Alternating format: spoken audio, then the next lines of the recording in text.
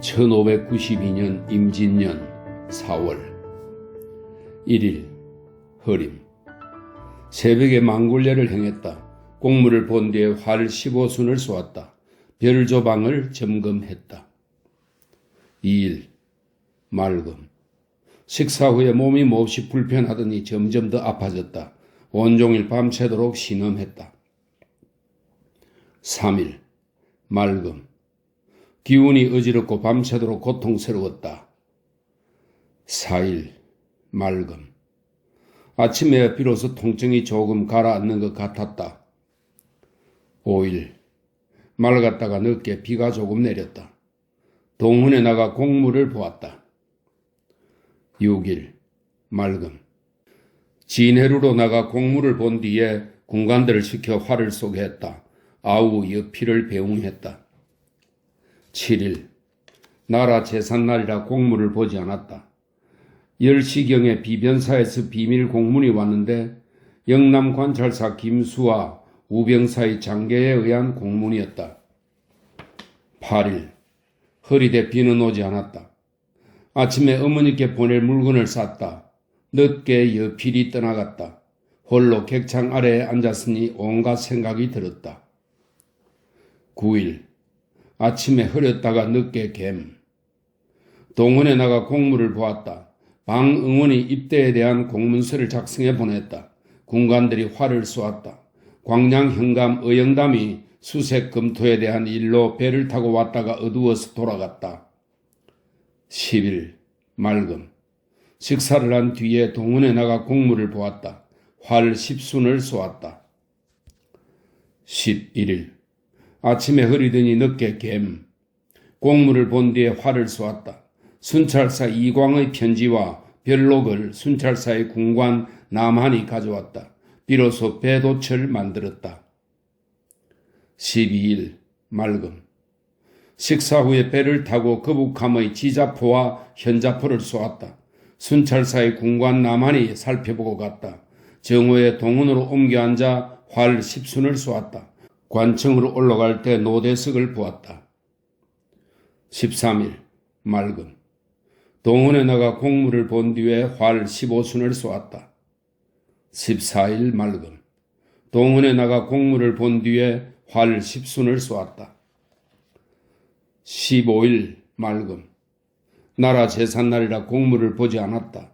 순찰사에게 보내는 답장과 별록을 써서 곧바로 역조를 시켜 달려보냈다. 해질 무렵에 경남 우수사 원균이 통첩을 보냈는데 외선 90여 척이 와서 부산 앞 전령도에 정박했다고 한다. 이와 동시에 또 경상 좌수사 박홍의 공문이 왔는데 외적 350여 척이 이미 부산포 건너편에 이미 도착했다고 한다. 그래서 즉시 장계를 올리고 겸하여 순찰사 이광, 병마사 최원, 우수사 이억기에게도 공문을 보냈다. 영남 관찰사 김수의 공문도 왔는데 역시 같은 내용이었다. 16일 밤 10시쯤에 영남 우수사 원균의 공문이 왔는데 부산의 거진이 이미 함락되었다고 한다. 분하고 원통함을 이길 수가 없다. 즉시로 장계를 올리고 또 삼도에 공문을 보냈다. 17일 구전비가 오더니 늦게야 맑아졌다.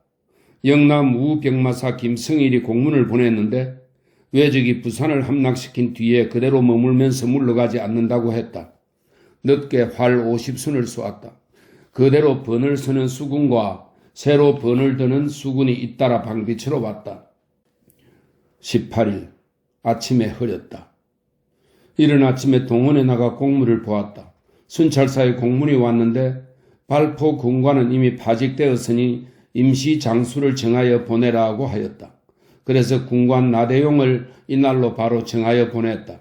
오후 2시쯤에 영남 우수사의 공문이 왔는데 동래도 함락되고 양산 조영규, 울산 이은함 두 수령도 조방장으로서 성으로 들어갔다가 모두 패했다고 했다. 분하고 원통함을 이루다 말할 수가 없다. 경상 좌병사 이각과 경상 좌수사 박홍이 군사를 이끌고 동네 뒤쪽까지 이르렀다가 즉시 회군했다고 하니 더욱 원통했다. 저녁에 순천 군사를 거느린 병방이 석보창에 머물러 있으면서도 군사를 거느리고 오지 않으므로 잡아다가 가두었다. 19일 맑음. 아침에 품방에 해잡하는 일로 군관을 정해 보내고 일찍 아침을 먹은 뒤에 동문 위로 나가 품방 역사를 직접 감독했다. 오후에 상격대를 순시했다. 이날 입대하러 온 군사 700명이 점검을 받고 일을 하였다. 20일 맑음. 동원에 나가 공무를 보았다. 영남관찰사 김수의 공문이 왔다. 큰 적들이 치열하게 몰아쳐와 그 앞을 막아낼 수가 없고 성내한 기세를 타고 마구 달리는 모양이 마치 무인지경에 들어온 것 같다고 하면서 내게 전선을 정비해 가지고 와서 지원해 달라는 일로 장계 올리기를 청한다고 했다.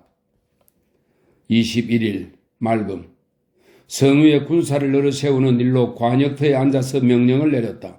오후에 순천부사 권준이 달려와서 약속을 듣고 갔다. 22일 새벽에 정찰도 하고 부정사실도 조사할 일로 군관을 내보냈다. 배응록은 절갑도로 가고 송일성은 금오도로 갔다. 또 이경복, 송한영, 김인문 등으로 하여금 두산도의 적대목을 실어내리는 일로 각기 군사 50명씩 데리고 가게 하고 나머지 군사들은 품방에서 일을 시켰다. 임진년 5월 1일 수군들이 모두 앞바다에 모였다. 이날은 흐리되 비는 오지 않고 마파람만 세게 불었다. 지내리 위에 앉아서 방답천사 이순신, 흥량현감 배홍립, 녹도만호 정운 등을 불러들였다. 모두 격분하여 제 한 몸을 생각하지 않으니 실로 의사들이라 할 만하다. 2일 맑음. 삼도 순변사 이일과 우수사 원균의 공문이 도착했다. 송한년이 남해에서 돌아와서 하는 말이 남해 현령 기호근, 미조항 첨사 김성룡, 상주포 곡포 평산포 만호 등은 외적의 소식을 한 번 듣고는 벌써 달아났고 무기 등 온갖 물자도 모두 흩어져 남은 것이 없다고 했다. 참으로 놀랄 일이다. 12시쯤 배를 타고 바다로 나가 진을 치고 여러 장수들과 약속을 하니 모두 기꺼이 나가 싸울 뜻을 가졌으나 나간 군수 신호만은 피하려는 뜻을 가진 것 같아 한탄스럽다. 그러나 군법이 있으니 비록 물러나 피하려 한들 그게 될 법한 일인가? 저녁에 방답의 첩입선 세 척이 돌아와 앞바다에 정박했다. 비변사에서 세 어른의 명령이 내려왔다. 창평 현령이 부임하였다는 공문을 와서 바쳤다. 이날 저녁에 군호는 용호라 하고 복병은 산수라 하였다.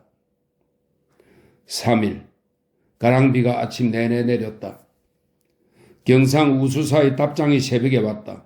오후에 광량현감 의영담과 흥량현감 배홍님을 불러다가 함께 이야기하던 중에 모두 분한 마음을 나타냈다. 본도 우수사 이역기가 수군을 끌고 오기로 함께 약속하였는데 방답의 판옥선이 첩입군을 싣고 오는 것을 보고 우수사가 온다고 기뻐하였다. 그러나 군관을 보내어 알아보니 방답의 배였다. 아연함을 이길 수 없었다. 조금 뒤에 녹도만호 정운이 아련을 청하기에 불러들여 물은 적 우수사는 오지 않고 외적은 점점 서울 가까이 다가가니 통분한 마음 이길 길 없거니와 만약 기회를 놓치면 후회해도 소용없다는 것이었다. 이 때문에 곧 중의장 이순신을 불러 내일 새벽에 떠날 것을 약속하고 장계를 써서 보냈다. 이날 여도수군 황옥천이 외적의 소식을 듣고 집으로 도망갔는데 잡아다가 목을 베어 군중 앞에 내다 걸었다. 4일 맑음. 먼동이 터자 배를 출발시켜 바로 미조항 앞바다에 이르러 다시 약속했다. 우척 후 김인영, 우부장 김덕광, 중부장 의영담, 후부장 정운 등은 오른편에서 계기도로 들어가서 수색하여 토벌하게 하고 나머지 대장선들은 아울러 평산포, 곡포, 상주포를 지나서 미조항에 가도록 하였다. 29일 우수사 이억기가 오지 않으므로 홀로 여러 장수들을 거느리고 새벽에 떠나 곧장 노량에 이르니 경상 우수사 원균은 미리 만나기로 약속한 곳에 와서 함께 상의했다. 외적이 정박한 곳을 물으니 외적들은 지금 사천 선창에 있다고 한다. 바로 그곳에 가보았더니 외인들은 이미 무트로 올라가서 산봉우리 위에 진을 치고 배는 그 산봉우리 밑에 줄지어 메어 놓았는데 항전하는 태세가 재빠르고 견고했다. 나는 여러 장수들을 독려하여 일제히 달려들며 화살을 비퍼붓듯이 쏘고 각종 총통을 바람과 우레같이 어지러이 쏘아대니 적들이 무서워서 달아났다. 화살에 맞은 자가 몇백 명인지 알 수 없고 외적의 머리도 많이 베었다. 군관 나대용이 탄환에 맞았고 나도 왼쪽 어깨 위에 탄환을 맞아 등을 관통하였으나 중상은 아니었다. 활군과 격군 중에서 탄환을 맞은 사람이 또한 많았다. 적선 13척을 불태우고 물러나왔다. 임진년 6월 1일 맑음. 사량 뒷바다에서 진을 치고 밤을 지냈다. 2일 맑음. 아침에 출발하여 곧장 땅포 앞 선창에 이르니 적선 20여 척이 줄을 지어 정박해 있었다. 우리 배가 둘러싸고 싸우는데 적선 중에 큰 배 한 척은 거기가 우리나라 판옥선만 하였다. 배 위에는 누각을 꾸몄는데 높이가 2길은 되겠고 그 누각 위에는 외장이 우뚝 앉아서 끄떡도 하지 않았다. 편전과 크고 작은 성자 총통을 비오듯 마구 쏘아대었더니 외장이 화살에 맞고 떨어졌다. 그러자 모든 외적이 한꺼번에 놀라 흩어졌다. 여러 장졸이 일제히 모여들어 쏘아대니 화살에 맞아 거꾸러지는 자가 얼마인지 그 수를 알 수 없었다. 모조리 섬멸하여 하나도 남겨두지 않았다. 얼마 후 큰 외선 20여 척이 부산에서부터 바다에 줄지어 들어오다가 우리 군사들을 바라보고서는 도망쳐서 계도로 들어갔다. 3일 맑음. 아침에 다시 여러 장수들을 격려하여 계도를 협공하였으나 이미 달아나 버려 사방에는 한 놈도 없었다. 고성등지로 가고자 했으나 우리 병사의 형체가 외롭고 약하기 때문에 울분을 느끼며 머물러 밤을 지냈다. 수사가 수군을 거느리고 돛을 달고서 왔다. 장병들이 기뻐 날뛰지 않는 이가 없었다. 내일 군사를 합치기로 약속하고 잤다. 4일 맑음. 우수사 이 억기가 오기를 고대하면서 배회하며 형세를 관망하고 있는데 정오에 우수사가 여러 장수들을 거느리고 돛을 올리고서 왔다. 진중의 장병들이 기뻐서 날뛰지 않는 이가 없었다. 군사를 합치기로 거듭 약속한 뒤에 착포량에서 밤을 지냈다. 5일 아침에 출발하여 고성 당항포에 이르니 외선 한 척이 크기가 판옥선과 같았는데 배 위에 누각이 높았고 그 위에 적장이 앉아 있었다. 그리고 중간 배가 12척이고 작은 배가 20척이었다. 한꺼번에 쳐서 깨뜨리려고 비오듯 화살을 쏘아대니 화살에 맞아 죽은 자는 얼마인지 알 수 없었다. 외장 7명의 머리를 베었고 나머지 외병들은 육지로 내려가 달아났지만 나머지 수는 얼마 되지 않았다. 우리 군사의 기세를 크게 떨쳤다.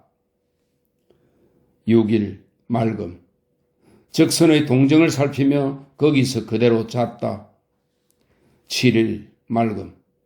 아침에 출발하여 영등포 앞바다에 이르러 적선이 율포에 있다는 말을 듣고 복병선으로 하여금 살피게 했더니 적선 5척이 먼저 우리 군사를 알아채고 남쪽 넓은 바다로 달아났다.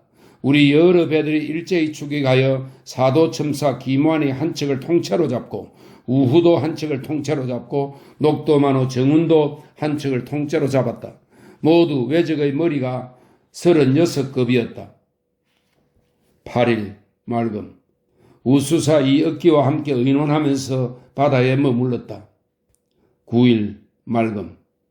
곧장 천성과 가덕에 이르니 외적의 배가 하나도 없었다. 두세 번 수색하고 나서 군사를 돌려 당포로 돌아와 밤을 지냈다. 새벽도 되기 전에 배를 출항하여 미조항 앞바다에 이르러 우수사 이억기와 이야기했다. 8월 24일 맑음. 아침밥은 객사 동원에서 정령공 정글과 같이 먹고 곧 진벽정으로 옮겼다. 우수사 이억비와 점심을 같이 먹었는데 정 조방장도 함께 했다. 오후 4시쯤에 배를 출발시켜 노지를 재촉하여 노량 뒷바다에 이르러 닻을 내렸다. 자정 무렵에 달빛을 타고 배를 모아 사천 모사랑포에 이르니 동력에 벌써 서광이 비쳤지만 새벽 안개가 사방에 끼어서 지척을 분간하기 어려웠다. 25일 맑음. 오전 8시쯤에 안개가 그쳤다. 삼천포 앞바다에 이르니 평산호 만호가 공장을 바쳤다. 당포에 거의 이르러 경상우수사 원균과 함께 배를 정박하고 이야기했다. 오후 4시쯤에 당포에 정박하여 거기서 잤다. 자정쯤에 잠깐 비가 왔다. 26일 맑음. 견내량에 이르러 배를 멈추고서 우수사와 함께 이야기했다. 순천부사 권준도 왔다. 저녁에 배를 옮겨 각호사 앞바다에서 이르러 잤다. 27일 맑음. 영남 우수사 원균과 함께 의논하고 배를 옮겨 거제 칠레도에 이르니 웅천 현감 이종인이 와서 말하였다. 들으니 외적의 머리 35개를 베었다고 하였다. 저물 무렵에 제포와 서은포를 건너니 밤이 벌써 10시쯤이 되었다. 서풍이 차갑게 부니 나그네의 심사가 화평하지 않았다. 이날 밤 꿈자리도 몹시 어지러웠다. 28일 맑음. 새벽에 앉아 꿈을 생각해보니 처음에는 나쁜 것 같았으나 도리어 좋은 것이었다. 가덕에 이르렀다. 이렇게 8월 28일까지 일기가 남아있고 다음 글은 그 이후에 적혀있는 일종의 편지입니다. 삼가 여쭙건대 요즘 건강은 어떠하신지요? 전일 순천에서 받들었던 일은 매우 기쁘고 다행한 것이었습니다. 내용은 이러이러합니다. 일본은 해중지역에 살고 있어서 비록 추운 겨울을 만나도 바람이 오히려 따뜻하여 장정들은 오직 짧은 소매만을 걸치고 긴 옷에 겹주름도 하지 않고 지내지만 이제 흉적들은 오랫동안 남의 나라에 머물러 있으면서 풍토에 익숙하지 않아 한겨울 추위에 괴로워하고 있습니다. 그들은 지내기 어려워할 뿐 아니라 군량이 이미 다 떨어져 기력도 다하였으니 이 기회를 틈타 급히 공격하여 때를 놓치지 말아야 할 것입니다. 다시 왕실을 재건하는 일이 바로 이때에 달렸습니다. 그러나 한 해가 장차 바뀌려 하는데도 아직 적을 선멸했다는 말을 듣지 못했습니다. 한 모퉁이의 외로운 신하가 북쪽을 바라보며 길이 애통해하니 간담이 찢어지는 듯합니다. 우리나라 팔도 중에 오직 이 호남만이 온전한 것은 천만다행인데 군사를 조련하고 군량을 운송하는 것이 모두 이 전라도에 달려있고 적을 물리치어 국군을 회복하는 것도 이 도를 위한 계책에 달렸습니다. 본도의 감사가 재차 부임하여 나라들이 힘쓰고 절도사는 오랫동안 다른 도에 머물면서 군사와 말을 정선하여 부리되 군기와 군량은 이곳으로 다 보내고 진과 보루의 방어군사를 정하는 일에 있어서도 또한 각각 반을 나누어 뽑아서 데려왔습니다. 그런데 장수가 넓고 중도에서 굶주림과 추위가 한꺼번에 닥쳐와 과반수가 폐주했습니다. 비록 혹 폐주하지 않은 자가 있을지라도 기근과 동사가 너무 심하여 사망하는 일이 연이었는데 큰 고을의 경우는 300여 명이나 되었습니다. 이런 상황에 강성한 사람을 가려내어 진압할 날을 정하고 출정을 독촉하니 한도가 소동하였습니다. 게다가 소모사가 내려와서 남아있는 군사들을 징발하니 각 진영과 포구에 방군을 나누고 여러 고을의 수병들도 뽑아 그 정한 일정에 충원하니 한도가 소동하여 행할 바를 알지 못하였습니다. 이 도를 보존하기도 또한 어려우니 반드시 길에서 통곡을 할 것입니다. 지난 9월 임금님의 유지 내용에 각 고을의 떠도는 군사와 침탈이 미친 종린들에게 일체의 세금을 면제하라고 간곡히 글을 내리셨으니 백성을 공경해서 해방시키는 일이야 이보다 더 급한 일이 없는 것입니다. 큰 적이 각도에 가득하여 무고하게 당한 백성은 몇십만 명인지 알 수 없지만 모두 그 독해를 입었습니다. 종사와 도성도 보존할 수 없게 되었으니 이에 대해 말하고 생각하면 애통함이 불에 타고 칼에 베이는 것과 같습니다. 지난 초하루에 10명의 군사가 방비하러 온 고을에서 종린에게 간섭하지 말라는 명령을 들었는데 그 다음 초하루에 방비에 들어간 사람은 겨우 서너 명이었습니다. 어제의 10명 되는 유방군이 오늘은 너댓 명도 안 되니 몇 달 안 가서 변방의 진은 하나같이 텅 빌 것이고 따라서 진의 장수는 혼자서 빈 성을 지키며 어찌할 바를 알지 못할 것입니다. 만약 이전의 규약을 따른다면 임금의 분부를 어기는 것이고 그 분부를 따른다면 적을 방어함에 대책이 없게 될 것이니 이 사이에서 유리한 것을 밤낮으로 생각하여 채찰사에게 보고하였습니다. 그 화답한 내용은 일족을 간섭하는 패단이 백성을 심히 병들게 하는 것에 대해 간곡히 하교하셨기에 마땅히 따라 행하기에 틈날 겨를이 없을 것이나 그 보고의 사연 또한 일리가 있다고 여겨지니 백성을 편안케 하고 적을 방어함에 있어서 두 가지가 모두 그 유리한 일이라고 하였습니다. 각 고을에 죽은 자가 자손이 모두 끊어지면 도목장에서 빼버리라고 공문을 내보냈습니다. 대개 본 전라도는 나누어 방비할 군사가 경상도 예와는 같지 않습니다. 좌우 수영에는 320여 명이고 각 진영과 포구에는 혹 200명 또는 혹 150여 명씩 나누어 방비하였는데 그 중에서 오래전에 도망가서 죽어 아직 배정되지 않은 자는 10의 7, 8입니다. 본인이 현재 살아있는 자는 거두어 두었으나 모두 늙고 쇠진하여 변방을 지키기에 적합하지 않으니 그 형세가 어쩔 수 없습니다. 물론 일족들은 수차만 채워 입방케 할지라도 대부분 탈이 났다고 소를 내고 있고 나아오되 아직 방비하러 오지 않은 자는 혹 장정을 모집하는 중에 이름만 속해 있어서 피차간에 서로 엇갈리게만 하여 결국은 곧바로 일일이 조사할 수 없는 상황이 되어버리니 그 사이에서의 고통은 이루다 말할 수 없습니다. 저는 이런 표단을 모르는 바 아니지만 큰 적이 앞에 있어서 방비하여 지킬 일이 매우 급하니 오래전부터 있는 병폐라고만 여겨 방어하는 것을 줄여서는 안 될 것입니다. 전례에 따라 출발을 재촉하는 것은 한편으로 배의 격군을 채울 수 있고 한편으로 성을 지켜낼 수 있는 일입니다. 이에 그렇게 하여 5번 적에게 나아가고 14번 싸워 이겼던 것이 이미 8달 전의 일이기도 합니다. 대저 변방의 중진을 한번 잃으면 그 해독은 중앙에까지 곧 미치게 되니 이것은 실로 이미 경험한 일입니다. 신의 어리석고 망령된 계책으로는 먼저 전례를 따라 변방의 방어를 경고하게 하고 그 후에 차츰 조사하고 밝혀 군사와 백성의 고통을 구하는 것이 바로 지금의 가장 급선무라고 합니다. 국가가 저 호남과는 마치 제 나라의 그 정묵과 같은 것이니 이는 바로 온몸에 폐질이 있는 자가 구하기 어려운 다리 하나만을 간신히 간호하고 있는 것과 같습니다.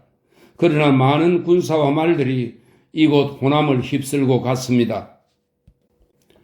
명나라 대제독 이여송이 수십만 명의 정예군사를 거느리고 평양, 개성, 한양, 삼경의 도적을 토멸했으며 곧바로 부산으로 내려와 남김없이 소탕에 버리고 돌아왔습니다.